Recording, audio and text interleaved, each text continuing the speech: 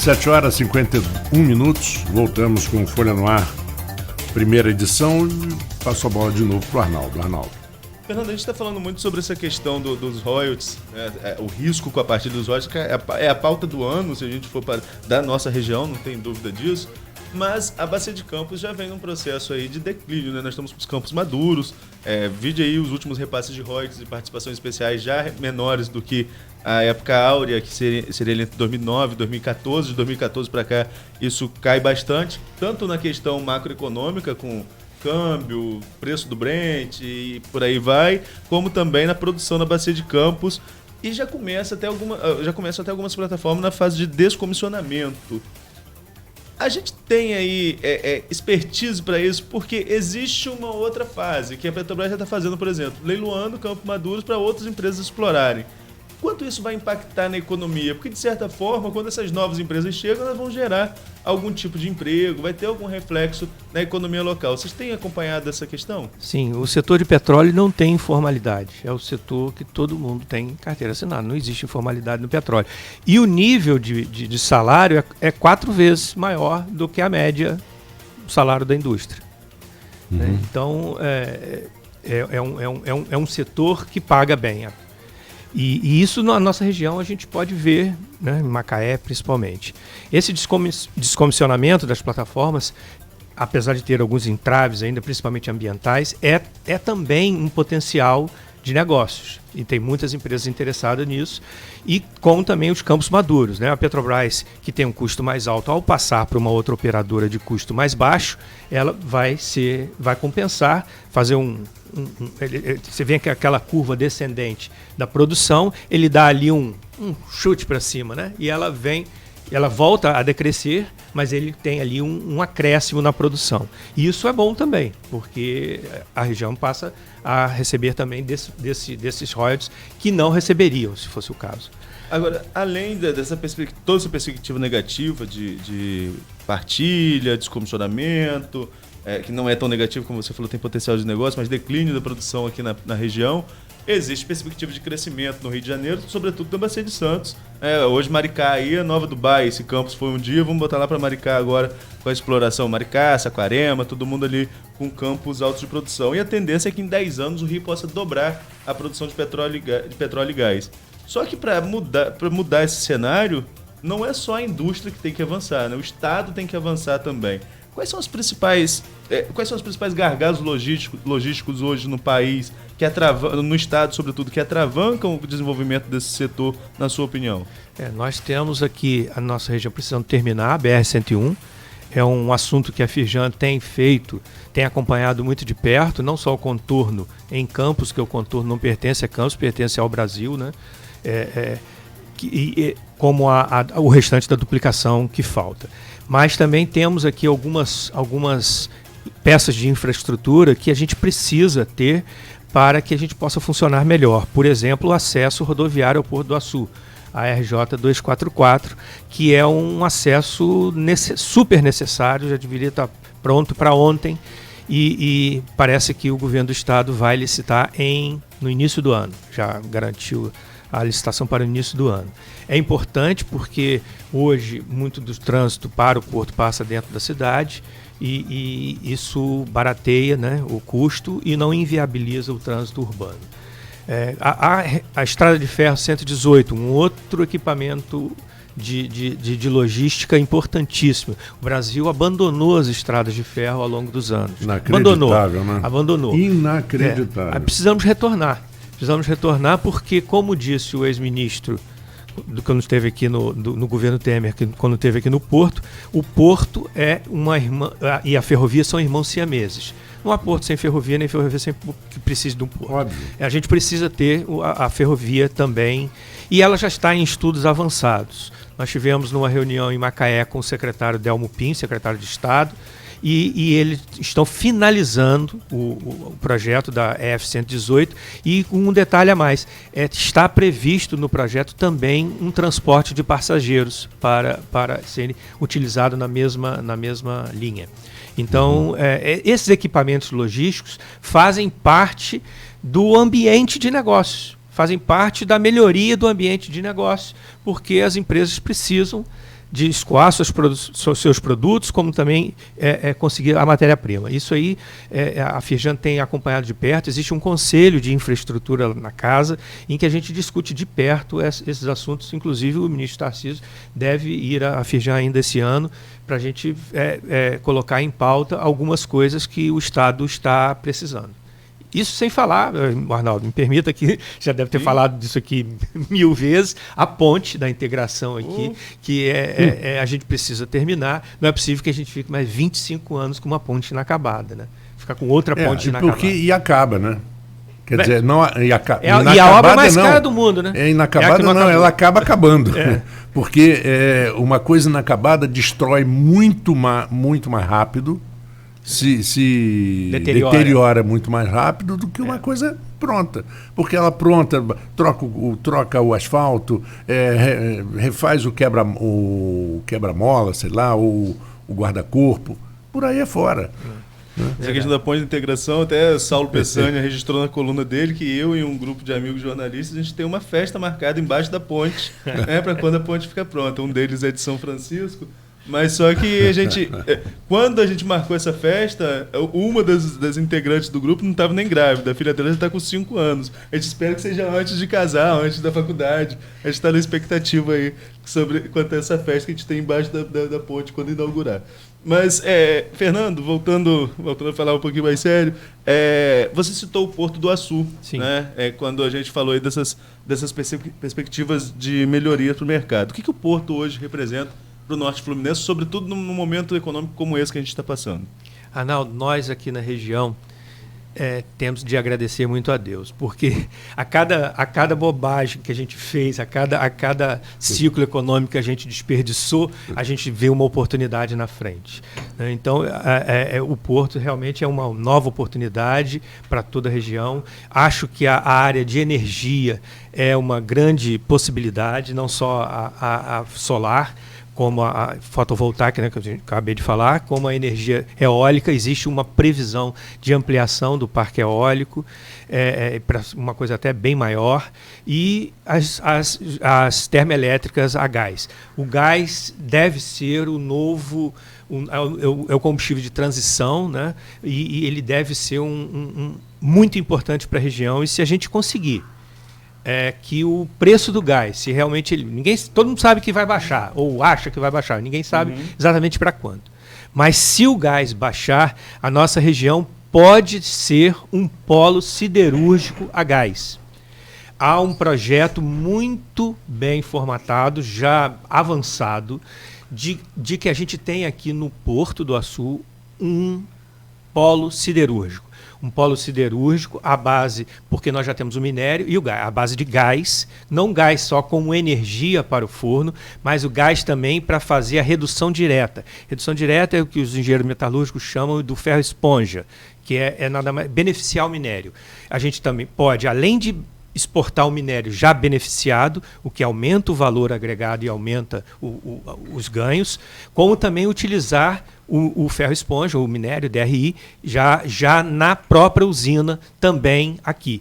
Então existe esse projeto, o projeto está muito bem formatado. Claro que depende do preço do gás, é evidente que depende. Mas se o gás baixar, isso está na mesa. É uma coisa que é bem possível para se colocar aqui na nossa região. Hoje o Porto do Açu seria a corda de salvação da região, no momento que o petróleo acaba aí perdendo espaço, sobretudo a partir da partida dos royalties? Que o petróleo vai diminuir não é novidade para ninguém. Não é novidade para ninguém.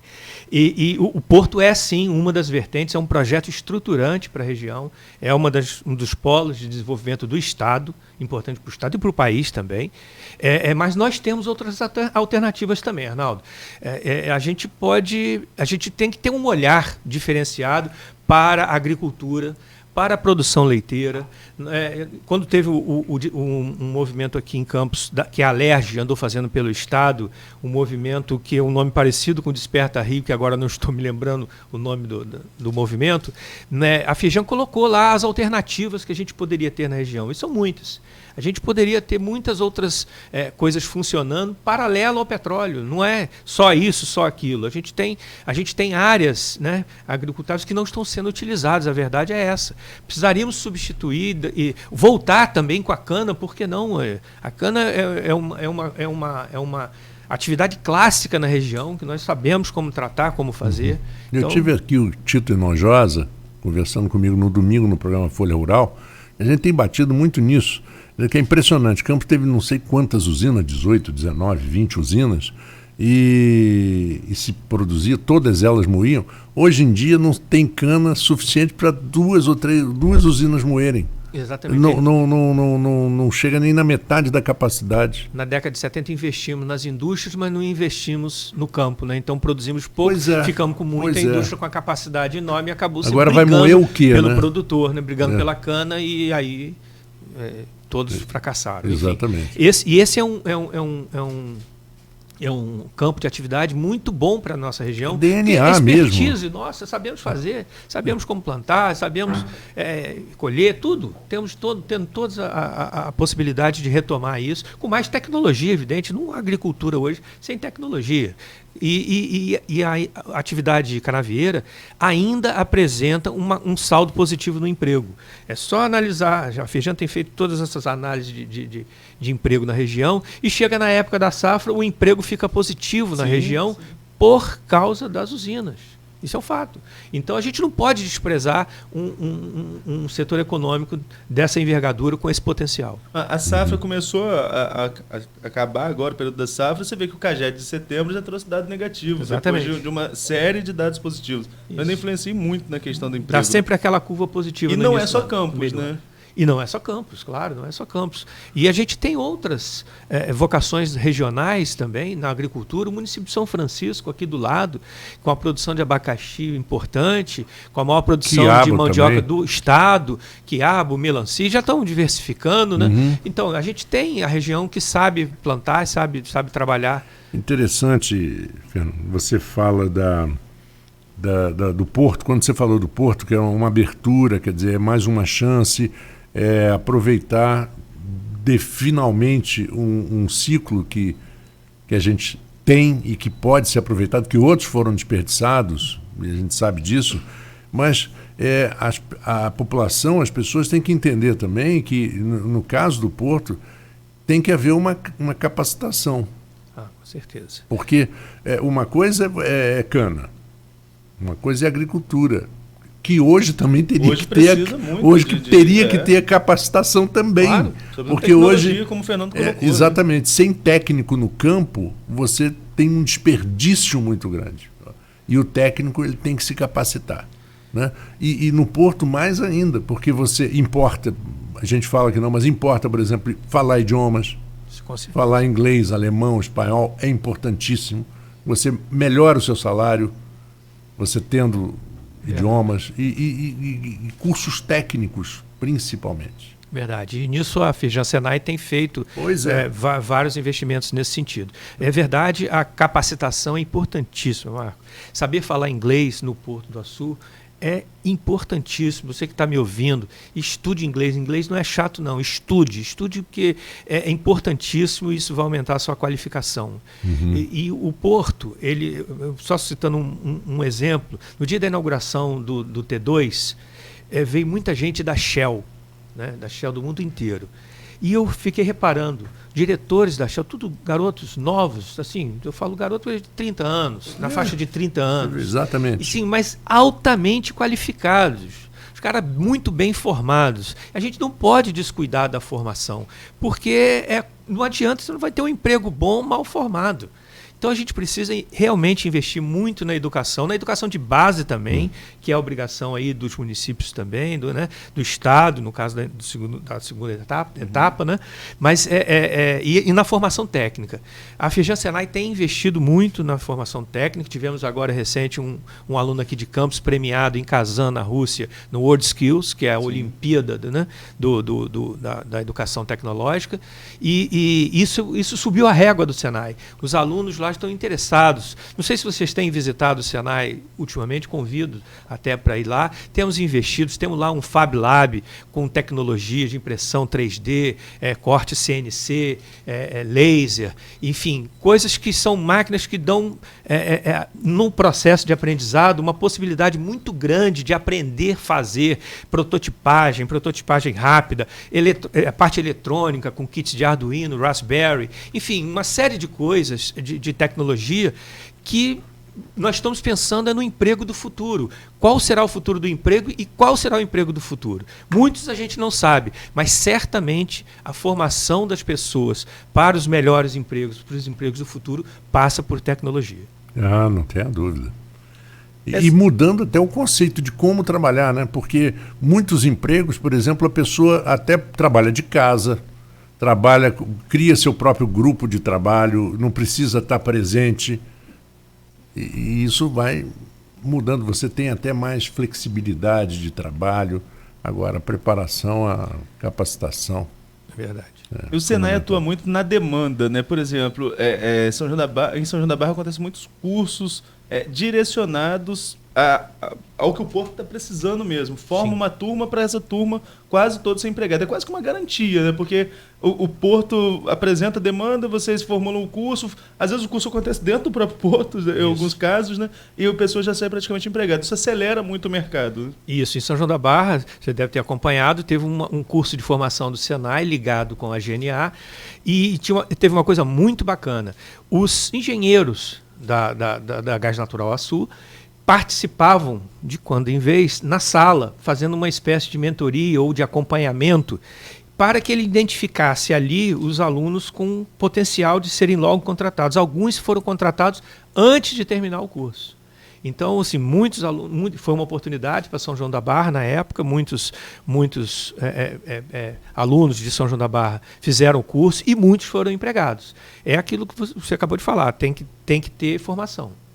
E com relação, Fernando, você já levantou algumas aí, mas a gente fala muito em desperdício. Você mesmo citou aí do fim dos ciclos, né? Nós tivemos o ciclo da cana lá no Império, depois vem o ciclo da cana na década de 70, década de 80, aí já mais ligado ao etanol, toda aquela política nacionalista de usar o etanol como combustível para veículos, enfim. E veio o ciclo do petróleo, que dentre esses pode ter sido aquele que trouxe mais recursos, mas de forma diferente. E da outra vez, tinha divisão entre as empresas, tinha os barões, enfim, as famílias que por muitos anos administraram esses recursos. E depois do petróleo, esse recurso é mais direcionado ao poder público. Só que, como você mesmo colocou, nós vivemos esses ciclos e meio que condicionamos a essa receita exclusivamente. Não houve uma diversificação econômica na região. E isso, todas as cidades aqui do entorno que são petrorrentistas, Quissamã, São João da Barra, Carapebus, todo mundo ficou amarrado nessa mesma situação. Nós fomos a Firjan recentemente e lá levantou-se qual o potencial de Macaé além dos royalties. Seria o ecoturismo, aproveitando Serra e Mar. Você tem a região do Sana, né? Poucas cidades tem, né? Serra e Mar. Isso. É o caso de Macaé. Aí eu falei, já que estou aqui, nós vamos perguntar em Campos. Qual o potencial de Campos além dos royalties? O pessoal foi muito franco, olha, para ser sincero, tem um estudo aqui, mas de cabeça eu não sei. Depois a gente passa isso para você. Olha, como você que está aqui no Norte Fluminense, qual o potencial econômico de Campos, além da agricultura, que poderia ter sido feito com recursos de royalties para diversificar a economia de Campos? Posso pedir a você para responder depois do intervalo? Claro. Vou fazer um break, aí a gente volta com essa pergunta do Arnaldo. Vamos lá. A Folha da Manhã e a Folha